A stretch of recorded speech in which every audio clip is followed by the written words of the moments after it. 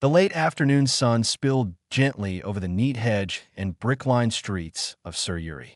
Inside a modest but elegant home, Arthur Whitmore, 72, sat quietly at the edge of the kitchen table, his calloused hands folded in his lap.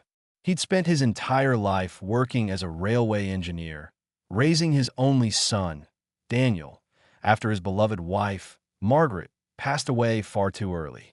Every corner of this house carried memories. The nursery wallpaper still faded from where Daniel used to tape drawings. The creaky stair he never got around to fixing. The kettle that always whistled half a second too soon. But this no longer felt like home.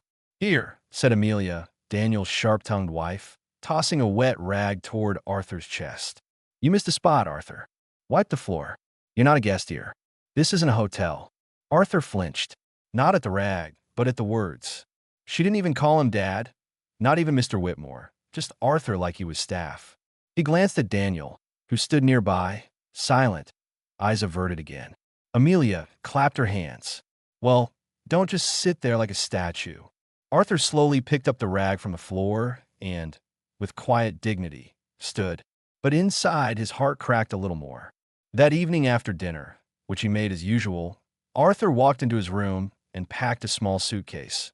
2 jumpers, a photo of Margaret, and a small wooden box containing old letters and a deed to the house. Without a word to anyone, he left. For days, Arthur stayed at a quiet countryside and run by an old friend. It was peaceful, almost painfully so. He wasn't angry, just empty. After all he'd given to raise his son, this was how it ended. Then one morning, he got a call from Charlotte Manning, a solicitor who'd once helped Margaret and him arrange a property trust years ago. "Arthur," she said warmly, "I heard about the situation. Shall we remind them what the paperwork actually says?" The next afternoon, a black car pulled up outside the Whitmore house. Arthur stepped out wearing his best coat, Charlotte beside him. Amelia opened the door, visibly annoyed. "What now?" Arthur didn't speak. He simply handed her a document. Charlotte explained, her voice calm but firm. This property was placed in a life trust owned by Mr. Whitmore. His son was allowed to live here under the agreement that Arthur would remain respected and cared for until the end of his life. Daniel emerged from the hallway, his face pale.